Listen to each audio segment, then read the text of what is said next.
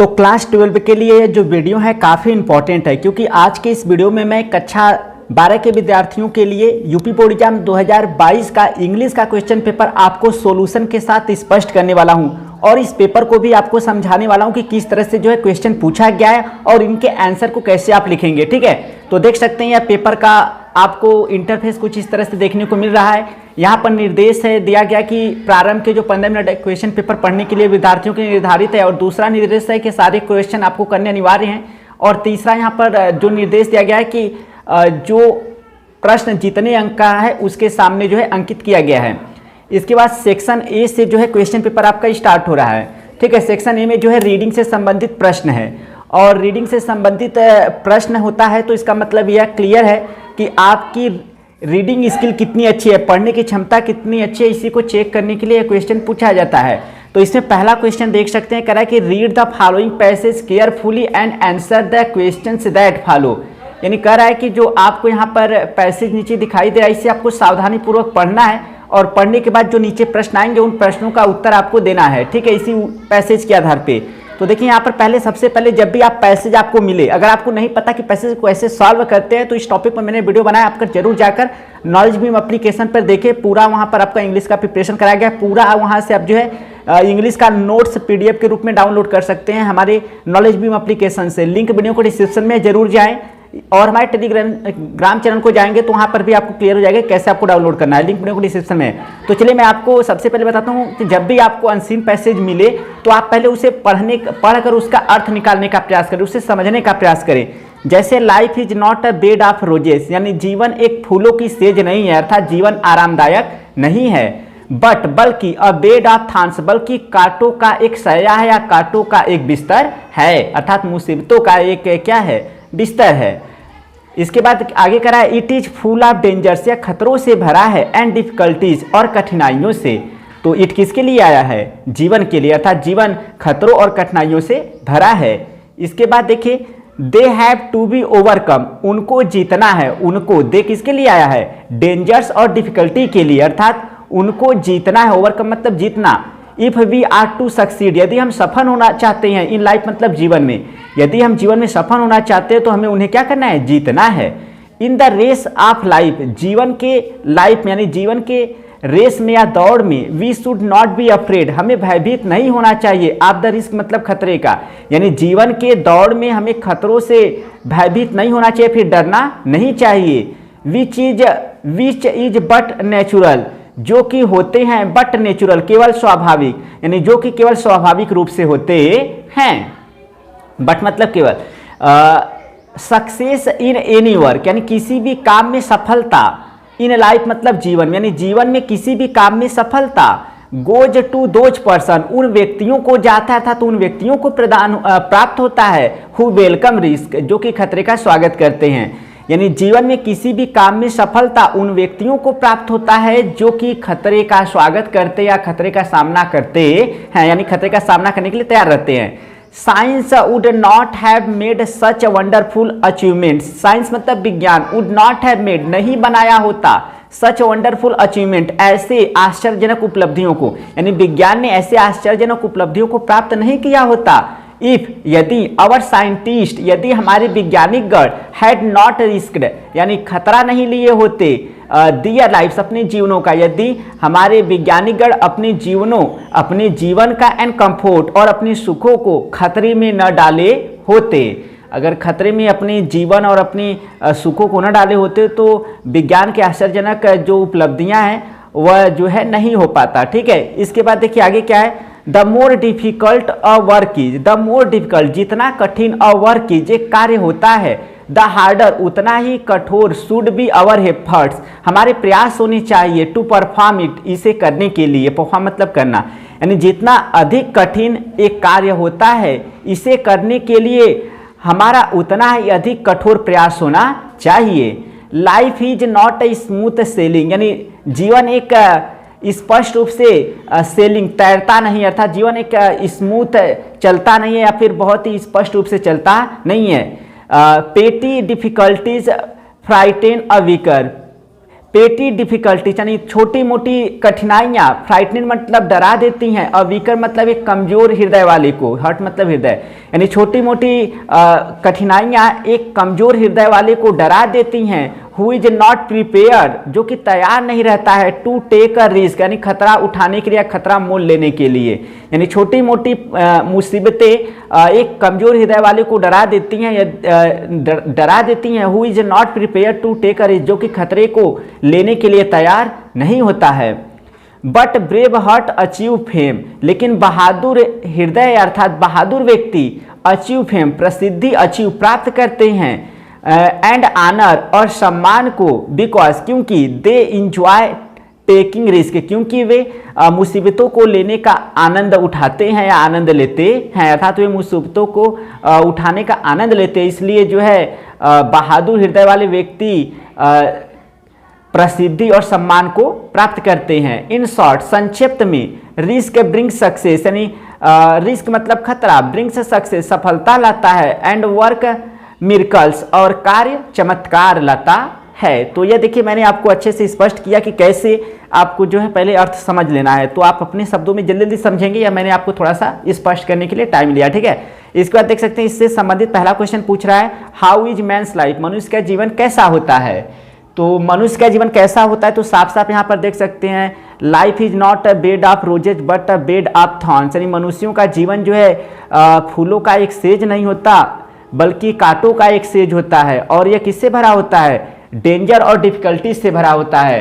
तो मैं इसका उत्तर आपको दिखा देता हूं, यानी खतरे और कठिनाइयों से भरा होता है। तो देख सकते हैं यहाँ पर मैंने आपके लिए यहाँ पर लिखा हुआ है, देख लीजिए आप लोग थोड़ा, देखिए, men's life is not a bed of roses, यानी मनुष्य का जीवन एक फूलों का सेज नहीं होता, but it is a bed of thorns, बल्कि यह खतरों का बल्कि यह एक कांटों का एक बिस्तर होता है या सया होता है। It is full of dangers and difficulties, यह खतरों और मुसीबतों से या कठिनाइयों से भरा होता है, ठीक है। इसके बाद देखिए बी वाला क्वेश्चन है, what should we do to succeed in life, यानी हमें जीवन में सफल होने के लिए क्या करना चाहिए।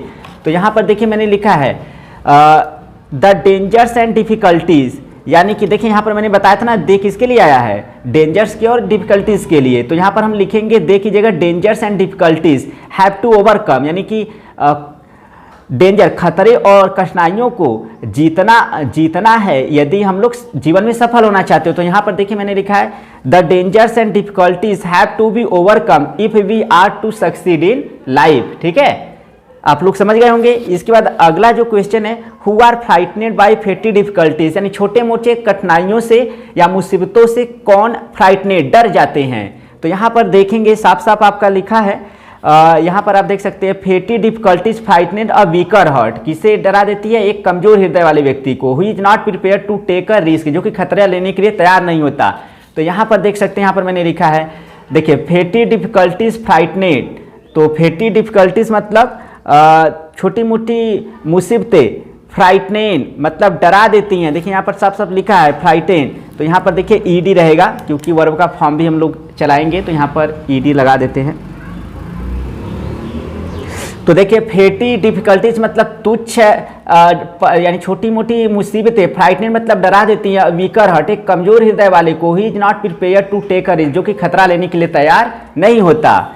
इसके बाद देखिए आपका अगला जो क्वेश्चन है उसे हम लोग देखते हैं। तो आई होप आप लोग को समझ में आ रहा होगा कि मैं क्या बता रहा हूं, ठीक है। इसके बाद देख सकते हैं आपका जो डी वाला क्वेश्चन है, ठीक है। तो डी वाले क्वेश्चन को देखते हैं यह किस तरह से पूछा है। तो डी वाले क्वेश्चन में करा है कि what do brave heart achieve, यानी बहादुर हृदय वाले या मजबूत हृदय वाले व्यक्ति क्या प्राप्त करते हैं। What do brave heart achieve, यानी कि बहादुर व्यक्ति क्या प्राप्त करते हैं। तो यहाँ पर देखिए मैंने आपको बताया था, देखिए ये मैं यहाँ पर दिखा देता हूँ। तो देखिए यहाँ पर आपको मिल जाएगा, यानी brave heart achieve fame and honour because they enjoy taking risk, यानी कि बहादुर व्यक्ति जो है वह, ब्रेव हार्ट मतलब बहादुर व्यक्ति या बहादुर हृदय वाला व्यक्ति अचीव फेम एंड ऑनर, यानी कि प्रसिद्धि और सम्मान को प्राप्त करता है, बिकॉज क्योंकि दे इंजॉय टेकिंग रिस्क, क्योंकि वह दे इंजॉय अर्थात क्योंकि वे आनंद लेते हैं टेकिंग रिस्क यानी खतरों को उठाने में, क्योंकि उन्हें खतरे उठाने में आनंद मिलता है, इसलिए, ठीक है। तो यह जो है आपका हो गया। यहाँ पर देखेंगे, मैं तो आपको पेपर में भी दिखा देता हूँ, देख सकते हैं यहाँ पर भी आपका जो है, तो देख सकते हैं यहाँ पर लिखा है but brave heart achieve fame and honour because they enjoy taking risk, यहाँ पर हो गया। ठीक है, अब इसके बाद हम लोग आगे बढ़ते हैं और देखते हैं कि किस तरह से आगे जो है और भी प्रश्न है। ठीक है, तो चलिए आगे बढ़ते हैं।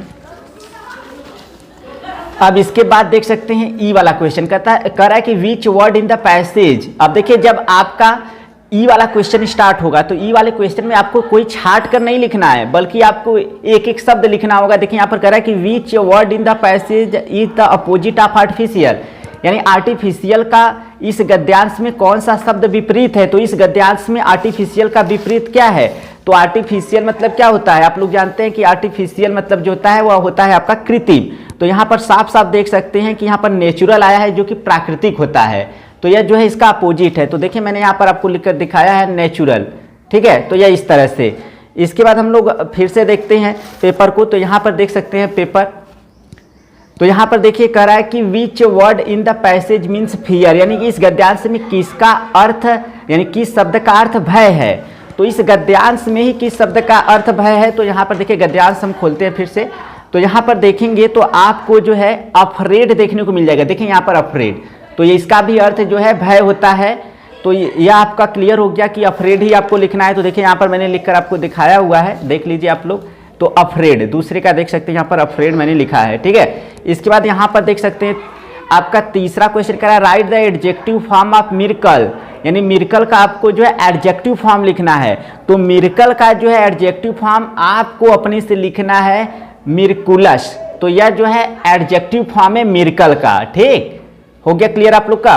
अब आगे बढ़ते हैं। अब इसके बाद देखिए सेक्शन बी स्टार्ट हो रहा है, इसमें राइटिंग से संबंधित प्रश्न है। तो इसमें देख सकते हैं कह रहा है कि किसी एक टॉपिक पर लगभग 100 से 150 शब्दों पर आप आर्टिकल लिखे। 100 से 150 शब्दों के बीच आर्टिकल लिखने को बोल रहा है, तो हमेशा आप 130-140 के आसपास लिखें।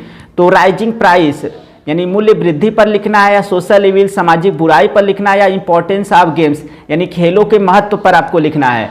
तो खेलों के महत्व पर जो है इंपॉर्टेंट है, इसे मैं जो है आपको एक वीडियो में जो है क्लियर कर दूंगा। ठीक है, इस टॉपिक पर मैं आपको आर्टिकल उपलब्ध करा दूंगा। और इसके बाद यहाँ पर देखेंगे तो आपका जो तीसरा क्वेश्चन है वह लेटर राइटिंग से है। तो लेटर राइटिंग जो है मैंने ऑलरेडी आपको प्रोवाइड किया है, अगर आप तैयार कर लेते हैं तो बहुत अच्छी बात है। हमारे मोबाइल एप्लीकेशन नॉलेज बीम पर जाएंगे तो वहाँ पर आपको देखने को मिल जाएगा, वीडियो में भी देखने को मिल जाएगा और पीडीएफ नोट्स में भी मिल जाएगा। तो पीडीएफ नोट्स भी डाउनलोड कर सकते हैं। टेलीग्राम चैनल को विजिट करके वहाँ पर आप देख सकते हैं कि किस तरह से मैंने बताया हुआ है कि आपको डाउनलोड कैसे करना है पीडीएफ को। ठीक है, तो अब इसके बाद देख सकते हैं इन सारे टॉपिक्स पर आर्टिकल भी मैंने जो इंपॉर्टेंट है वह भी आप लोग का वहाँ पर पीडीएफ के रूप में सेंड किया हुआ है। तो आप लोग जरूर जो है टेलीग्राम चैनल को विजिट करें और वहाँ से आपको आइडिया मिल जाएगा किस तरह से पीडीएफ जो है पूरा इंग्लिश का जो नोट्स है डाउनलोड करना है। ठीक है, अब आपका सेक्शन सी स्टार्ट हो रहा है, इसमें ग्रामर से है। तो कह रहा है choose the correct option to answer the following question, यानी कि आ रहे प्रश्नों का उत्तर देने के लिए सही विकल्प का चुनाव कीजिए। तो गवर्नमेंट बाय वन पर्सन यानी एक व्यक्ति की सरकार, तो इसे बोलते हैं एक शब्द में हम लोग ऑटोक्रेसी। ठीक है, और पूरा इसका प्रिपरेशन है आप लोग का, चाहे वन वर्ड सब्स्टिट्यूशन हो, चाहे होमोफोन्स हो, चाहे आपका सिनोनिम्स हो, चाहे एंटोनिम्स हो, वन वर्ड सब्स्टिट्यूशन हो, नरेशन हो, सिंथेसिस हो, ट्रांसफॉर्मेशन हो, सिंटेक्स हो, कोई भी आर्टिकल हो, लेटर राइटिंग हो, कैसे हिंदी से इंग्लिश में ट्रांसलेट करें, कैसे अनसीन पैसेज सॉल्व करें, इसका पूरा प्रिपरेशन है हमारे मोबाइल एप्लीकेशन नॉलेज बीम पर। लिंक वीडियो के डिस्क्रिप्शन में है, वैसे जा सकते हैं, नहीं तो आप जो है टेलीग्राम के मदद से भी जा सकते हैं, और वहाँ पर मैंने बताया भी है कि कैसे आपको डाउनलोड करना है। ठीक है, अब इसके बाद आप फूल्स पैराडाइज, मूर्खतापूर्ण अभिलाषा रखना या मूर्खतापूर्ण अभिलाषा रखना। तो टू लिव यानी मूर्खतापूर्ण अभिलाषा रखना या फिर मूर्खतापूर्ण अभिलाषा में रहना। तो देखिए to live in a state of enjoyment based on false belief और होप्स, यानी गलत या झूठे विश्वास पर आधारित आनंद की अवस्था में रहना, यही जो है इसका सही ऑप्शन है। इसके बाद द सिनोनिम्स ऑफ क्रूएल, तो क्रूएल मतलब निर्दयी, तो मर्सीलेस मतलब भी निर्दयी। इसके बाद हम लोग आगे बढ़ते हैं, तो यहाँ पर देखेंगे तो कह रहा है कि Mohan is more taller than Ram, यानी मोहन जो है राम की अपेक्षा अधिक लंबा है। तो ये आपका सिंटेक्स से है। तो इसमें कह रहा है कि किस शब्द में गलती है, कह रहा है कि which word in this sentence is an error, यानी इस सेंटेंस के किस शब्द में एरर है। तो यहाँ पर मोर जो है वह गलत है, क्योंकि टाल का कंपेरेटिवली टालर ही होता है, मोर टालर हम नहीं लिखेंगे, तो यहाँ पर मोर जो है आपका गलत है। ठीक, अब इसके बाद the antonyms of optimistic, optimistic का जो आपका कह रहा है कि एंटोनिम्स बताइए, विलोम शब्द बताइए। तो इसका जो होता है पेसिमिस्ट होता है, अर्थात निराशावादी। इसका आशावादी तो इसका निराशावादी। तो यह आप लोग जो है अगर आप चाहते हैं अच्छे से तैयारी करना तो फिर से मैं आपको रिवाइज करूंगा, हमारे टेलीग्राम चैनल को विजिट करें और वहां से नॉलेज बीम एप्लीकेशन में जो पीडीएफ के रूप में इंग्लिश के पूरे नोट्स है उसे कैसे डाउनलोड करें, वहां से आप सीख सकते हैं। अब इसके बाद देख सकते हैं यहाँ पर हमारा 5वां क्वेश्चन हो गया। तो इसमें से किसी एक को आपको इनडायरेक्ट नरेशन में चेंज करना है, लेकिन मैं दोनों को चेंज करके आपको आंसर बता दूंगा, लेकिन एग्जाम में आपको एक ही करना होगा। तो पहला है my mother said man is mortar, मेरी माँ ने कहा मनुष्य नाशवान है। तो मनुष्य नाशवान है या यूनिवर्सल ट्रूथ है, तो हमको बस कंजक्शन दैट लिखना है, my mother said that man is mortar. इसको मैं आपको लिखकर भी दिखा दे रहा हूं। इसके बाद Dina said to me I am your friend, Dina ने मुझसे कहा मैं तुम्हारा मित्र हूं। तो Dina told me that he was my friend, ऐसे आप कर सकते हैं। तो इसमें से केवल एक ही करना है। देखिए यहाँ पर मैंने आंसर जो है आपको दिखाया हुआ है, लिखकर यहाँ पर देख लीजिए। तो यहाँ पर देख सकते हैं पहला है और यहाँ पर आपका दूसरा है, ठीक है, देख लीजिए आप लोग। अब इसके बाद देखिए आपका बी वाला क्वेश्चन है, कह रहा है आपका जो सिंथेसिस है, इसमें कह रहा है कि किसी एक को जो जैसा निर्देश दिया गया है वैसा आपको कंबाइन करना है, जोड़ना है।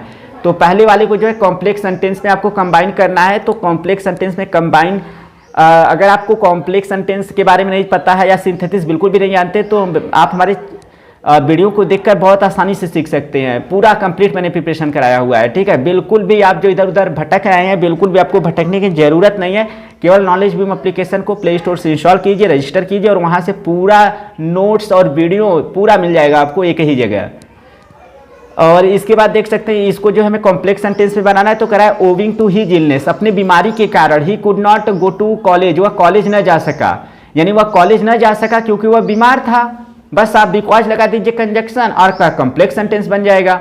तो देख सकते हैं इसका जो सोल्यूशन है मैं आपको अभी दिखा दे रहा हूँ। इस पर पहले यह दूसरा देख लेते हैं। दो ही इज पुअर, यद्यपि वह गरीब है, ही इज हैप्पी, वह प्रसन्न है, यानी यद्यपि वह गरीब है फिर भी प्रसन्न है। हमको कंपाउंड सेंटेंस बनाना है। तो कंपाउंड सेंटेंस में विरोध के लिए हम बट लगा सकते हैं, एट लगा सकते हैं। तो ऐसे लिख सकते हैं he is poor but he is happy, ऐसे आप लिख सकते हैं। देखिए मैंने यहाँ पर आपको दोनों क्वेश्चन का आंसर जो है यहाँ शो किया, देख लीजिए। He could not go to college because he was ill, इसके बाद he is poor but he is happy, ऐसे आप कर सकते हैं। बट की जगह एट भी लिख सकते हैं, ठीक है। आप चाहो तो ही इज लास्ट में लिखेंगे नहीं तो भी चलेगा, ऐसे भी लिख सकते हैं he is poor at happy, या फिर he is poor but happy, ऐसे भी आप लिख सकते हैं, ठीक है। तो इसके बाद हम लोग आगे बढ़ते हैं। अब इसके बाद आपका जो है तीसरा क्वेश्चन स्टार्ट हो रहा है। तो इसमें क्या करना है, आपको कह रहा है कि किसी एक को जैसा निर्देश दिया गया है वैसा आपको जो है चेंज करना है। तो यहाँ पर देख सकते हैं पहले वाले को पैसिव वॉइस में चेंज करने के लिए कहा है। तो यहाँ पर देख सकते हैं he could read English book, वह अंग्रेजी किताब को पढ़ सकता था, यानी इंग्लिश की किताब उसके द्वारा पढ़ी हुई हो सकती थी। तो लिखेंगे the English book could be read by him, तो ऐसे आप कर सकते हैं। नहीं तो एक क्वेश्चन और यहाँ पर है, Mumbai is the best city in India, Mumbai Bharat में सबसे अच्छा शहर, यानी कि Mumbai is better than any other city in India, यानी मुंबई भारत में किसी दूसरे शहर की अपेक्षा अधिक अच्छा। इस तरह से आप कंपैरेटिव डिग्री बना सकते हैं। आपको ट्रांसफॉर्मेशन बिल्कुल भी नहीं आता, वायस नहीं जानते, डिग्री नहीं जानते, तो ट्रांसफॉर्मेशन का पूरा वीडियो देख लीजिए। मात्र आपको 1 घंटे लगेगा, पूरा तैयार कर लेंगे, क्योंकि इसमें वायस, डिग्री और आपका एडवर्ब टू को रिमूव करने वाला ज़्यादातर क्वेश्चन पूछता है, ठीक। अब इसके बाद हम लोग आगे बढ़ते हैं। तो अब डी वाला देखिए, इसका उत्तर मैं आपको दिखा देता हूँ, पैसिव वॉइस वाला। तो देख सकते हैं यहाँ पर the English book could be read by him, और देख सकते हैं Mumbai is better than any other city in India. इसके बाद आपका जो डी वाला है करा है, इसमें आपका यह सिंटेक्स से किसी एक वाक्य को करेक्ट करने के लिए करा, लेकिन मैं दोनों करेक्ट करके आपको बता दे रहा हूँ। हिज हेयर्स आर ब्लैक, उसके बाल काले हैं। तो हेयर हमेशा सिंगुलर में होता है, तो यह हटा देंगे और यह इज हो जाएगा, ठीक है। और mathematic is a tough subject, mathematic एक कठिन विषय है, तो मैथमेटिक्स में हमेशा यस लगा रहता है। तो यहाँ पर आपको यस लगाना होगा। देखिए मैं आपको यहाँ पर दिखा देता हूँ, देखिए his here is black, mathematics is a tough subject, ऐसे, ठीक। अब इसके बाद आपका जो है ई वाला या होमोफोन्स से है, इसमें से किसी एक को आपको जो है अपने वाक्य में प्रयोग करना है, चाहे आप अल्टर का करें या फिर दूसरा बर्थ का करें। तो मैं आपको बता देता हूं, अल्टर मतलब बदलना होता है, ठीक है। इसका यूज कर सकते हैं, you should alter your way of speaking, ऐसे। अल्टर मतलब वेदी होता है, तो इसके लिए यूज आप कर सकते हैं Ravi knelt at the altar of lord Shiva, यानी रवि भगवान शिव के वेदी पर घुटनों के बल झुक गया, ऐसे कर सकते हैं। नहीं, बर्थ मतलब आपका जन्म होता है, बर्थ मतलब सीट होता है, बर्थ मतलब कर सकते हैं what is your date of birth. इसके बाद बर्थ मतलब सीट होता है, तो आप लिख सकते हैं each berth in the train is very wide, यानी ट्रेन में प्रत्येक सीट बहुत ही चौड़ी है। देखिए यहाँ पर मैंने लिखा हुआ है, तो आप लोग देख लीजिए, अल्टर का यहाँ पर लिखा है, इसके बाद यहाँ पर वेदी का लिखा हुआ है, देख लीजिए आप लोग। और knelt, Ravi knelt at the altar of lord Shiva, यानी कि भगवान शिव के वेदी पर रवि घुटनों के बल झुक गया, नी का फॉर्म है, ठीक है। इसके बाद यहाँ बर्थ वाला देख सकते हैं आप। देखिए एग्जाम में एक ही लिखेंगे, मैंने केवल आपको यह आंसर बताने के लिए पहला दूसरा तीसरा चौथा करके लिखा है। आप केवल पहला डालेंगे, अल्टर लिख देंगे, इसके बाद फिर अल्टर लिखेंगे, दूसरा डालने की जरूरत नहीं पड़ेगी। इसी तरह अगर दूसरा करेंगे तो इसमें बर्थ करेंगे और इससे, ठीक है, आप समझ रहे होंगे, केवल उत्तर के लिए मैंने बताया। इसी तरह what is your date of birth, इसी तरह सीट, तो each berth in the train is very wide, इस तरह से जो है आपका हो गया, ठीक। अब हम लोग आगे बढ़ते हैं। अब इसके बाद देखिए आपका यहाँ पर क्वेश्चन नंबर 6 में जो है आपको हिंदी से इंग्लिश में ट्रांसलेट करना है, तो मैं जल्दी से इसका आंसर आपको बता देता हूँ, आप लोग देख लीजिएगा। 9 युवक अपने देश की सेवा करने हेतु अति उत्साहित दिखाई देते हैं। तो देखिए यहाँ पर यंग पीपल अपीयर, यानी युवा लोग दिखाई देते हैं, वेरी एक्साइटेड, बहुत ही उत्तेजित, टू सर्व दियर कंट्री, अपने देश की सेवा करने के लिए, to improve the condition of the country, यानी देश की दशा को सुधारने के लिए, देयर इज अ नीड, एक आवश्यकता है, फॉर द कोऑपरेशन, सहयोग की, एंड सर्विस, और सेवा की, ऑफ एवरी यूथ, प्रत्येक युवा की, यानी देश की दशा सुधारने के लिए प्रत्येक युवा की सेवा और सहयोग के लिए एक आवश्यकता है। इसके बाद अवर सिंपल मतलब हमारा साधारण, बुकिस मतलब किताबी, नॉलेज मतलब ज्ञान, हमारा साधारण किताबी ज्ञान, इज नॉट पार्टिकुलरली, विशेष रूप से, नॉट मतलब नहीं है, यूजफुल मतलब उपयोगी, हमारा साधारण किताबी ज्ञान विशेष रूप से उपयोगी नहीं है या लाभदायक नहीं है। द पुअर फार्मर वांट्स, यानी कि गरीब किसान चाहता है, टू नो मतलब जानना, how to produce a good crop, कि कैसे एक अच्छी फसल को पैदा किया जा सकता है या पैदावार की जा सकती है। इट इज द रिस्पॉन्सिबिलिटी, यह जिम्मेदारी है, आप द यूथ मतलब युवा की या युवा पीढ़ी की, आप द कंट्री मतलब देश, यानी देश के युवा की यह जिम्मेदारी है, टू सर्व दियर कंट्री, की अपनी देश की सेवा करे, विद अ ट्रू हार्ट, एक सच्चे हृदय के साथ या सच्चे मन से। ओनली देन, केवल तभी, आवर कंट्री कैन बिकम, हमारा देश बन सकता है, अ डेवलप्ड कंट्री, एक विकसित देश। तो इस तरह से देखिए मैंने आपको बताया, यहाँ पर आप देख सकते हैं, सब आप मैच करेंगे तो मिल जाएगा। इसके बाद आपका सेक्शन डी स्टार्ट हो रहा है, इसमें लिटरेचर से संबंधित प्रश्न है आपका। तो क्वेश्चन नंबर 7 देख सकते हैं, आपका जो है करा है answer the following question in about 40 words each, यानी कि किसी एक प्रश्न का उत्तर जो है जो ए वाले में देख रहे हैं, इसमें अथवा करके 2 क्वेश्चन है, तो आपको किसी एक प्रश्न का उत्तर इसमें से देना है, यानी करा है कि लगभग 40 शब्दों में उत्तर देना है। तो इसमें से किसी एक का 40 शब्दों में देंगे और इसमें से भी किसी एक का आपको 40 शब्दों में देना है, यानी कि दोनों में से एक एक करना है, ठीक है। तो अगर आप यह इंग्लिश प्रोज का शॉर्ट आंसर लॉन्ग आंसर चाहते हैं तो PDF के रूप में जो है आपको मिल जाएगा, हमारे चैनल पे जाकर आप डाउनलोड कर लें। इसके बाद हम लोग आगे बढ़ते हैं, तो क्वेश्चन नंबर 8 देख सकते हैं। तो इसमें से किसी एक प्रश्न का उत्तर जो है आपको लगभग 80 शब्दों में लिखना है, तो हमेशा आप 80 शब्द से ऊपर ही लिखें, 90 शब्द के आसपास लिखें या 100 वर्ड्स के, क्योंकि 7 नंबर का है। और ये जो आपका यह प्रिपरेशन है अभी मैंने कराया हुआ है आपका। तो इसमें क्वेश्चन पूछा है what was the scene inside the class, यानी कक्षा के अंदर का दृश्य क्या था, when Franz reached the school, जब फ्रांज स्कूल पहुंचा।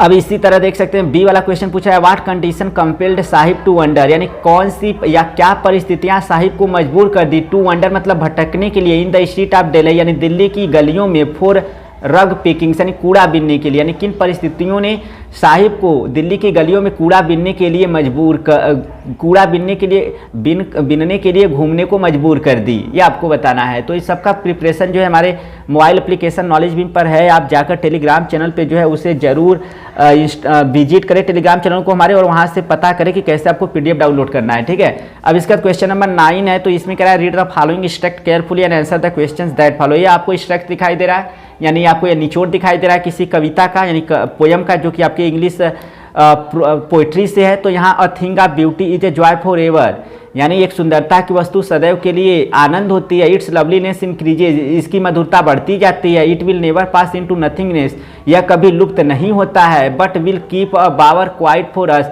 बल्कि हम लोगों के लिए एक शांत छांवदार स्थान को निर्मित करता है। एंड अ स्लीप, और एक निद्रा को प्रदान करता है। फुल ऑफ स्वीट ड्रीम, जो कि मधुर सपनों से भरा होता है। हेल्थ, स्वास्थ्य से भरा होता है। एंड क्वाइट ब्रीदिंग, और सुकून से भरा होता है। तो यह पढ़ना है और पढ़ने के बाद यहाँ पर जो प्रश्न पूछा गया आपको जो है उत्तर लिखना है। तो पहला क्वेश्चन कह रहा है how does a thing of beauty make a lasting impression, यानी कैसे सुंदरता की कोई वस्तु एक अस्थाई प्रभाव बनाती है या छाप छोड़ती है, यह आपको बताना है। How does the loveliness of beauty increases, यानी सुंदरता की मधुरता कैसे बढ़ती जाती है, इस तरह से। इसी तरह what does the poet meant by but will keep a bower quiet for us, यानी कवि का क्या मतलब है but will keep a bower quiet for us, बल्कि वृक्षों, बावर मतलब जो होता है आपका वृक्षों का कुंज यानी वृक्षों का छांव। But will keep a bower quiet for us, बल्कि हम लोगों के लिए एक छांवदार शांति के स्थान को प्रदान करेगा। तो यह आपका जो है इसका क्या मतलब है ये आपको बताना है। तो इसके बाद हम लोग आगे बढ़ते हैं। कैसे लिखना है मैं आपको जो है इस टॉपिक पर जब वीडियो बनाऊंगा कि कैसे आपको इस टेक्स्ट को जो है किस तरह से आपको लिखना चाहिए इसके पूछे गए प्रश्नों के उत्तर को, ठीक है। तो उसमें मैं क्लियर करूंगा क्योंकि इससे वीडियो काफ़ी लंबा चला जाएगा। इसके बाद आपको सेंट्रल आइडिया लिखना है। तो इन सारे टॉपिक्स में मैंने सेंट्रल आइडिया बनाया हुआ है। हमारे चैनल पे जाकर आप जो है अच्छे से पीडीएफ जो है डाउनलोड कर सकते हैं। मैं तो कह रहा हूं कि आप लोग नॉलेज में एप्लीकेशन को इंस्टॉल नहीं किए तो अभी इंस्टॉल कर ले। टेलीग्राम चैनल पे मैंने जो है उसका लिंक दिया है और वहां बताया कि कैसे आप पीडीएफ डाउनलोड कर सकते हैं अगर अच्छी इंग्लिश की तैयारी करना चाहते हैं तो। इसके बाद क्वेश्चन नंबर 11 देख सकते हैं आपका, इसमें से लगभग 40 शब्दों में हर एक प्रश्न का उत्तर देना है। इसमें अथवा करके तो एक एक का आपको बताना है, किसी एक का उत्तर आपको लिखना है, ठीक है। ए में से एक का और बी में से एक का, ठीक है। ये आपका सप्लीमेंट्री से पूछा है। How did Charlie enter the third level, यानी चार्ली तीसरे तल में कैसे प्रवेश किया। Why did the tiger king decide to marry, यानी टाइगर किंग ने विवाह करने का निर्णय क्यों लिया।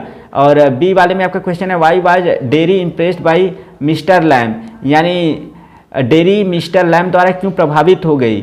वाई, अब इसी तरह आपका अगला क्वेश्चन भी है, ठीक है। Why did Roger Shanks mother go to the wizard, यानी रोजर शंक्स की माँ विजार्ड के पास क्यों गई। तो यह आपको जो है आंसर लिखना है। तो सबका प्रिपरेशन है हमारे मोबाइल एप्लीकेशन पे, जरूर आप लोग विजिट करें। और इसके बाद क्वेश्चन नंबर 12 जो है इसमें से किसी एक प्रश्न का उत्तर लगभग आपको 80 शब्दों में देना है, तो 100 वर्ड्स के आसपास लिखें। यहाँ पर क्वेश्चन कह रहा है हुआ the tiger king, tiger king कौन था।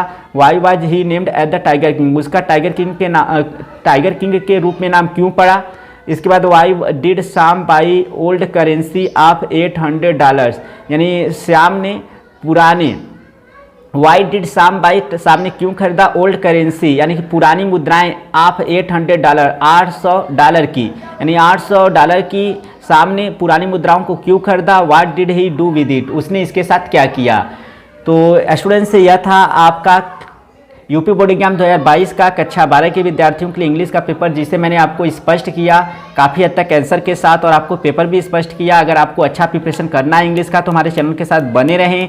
और अगर आप टेलीग्राम चैनल को हमारे जाते हैं तो वहाँ पर मैंने बताया कि किस तरह से इंग्लिश के नोट्स आप PDF के रूप में डाउनलोड कर सकते हैं। तो हमारे टेलीग्राम चैनल का लिंक इस वीडियो के डिस्क्रिप्शन में है। वीडियो पसंद आया तो वीडियो को लाइक करें ताकि हमारा मनोबल जो है इसी तरह बढ़ा रहे। तो मैं आप लोगों के लिए और वीडियो लाऊँ ताकि आप अच्छे से इंग्लिश की तैयारी कर सकें। तो मिलते हैं नेक्स्ट वीडियो में, तब तक के लिए thank you so much for watching this video.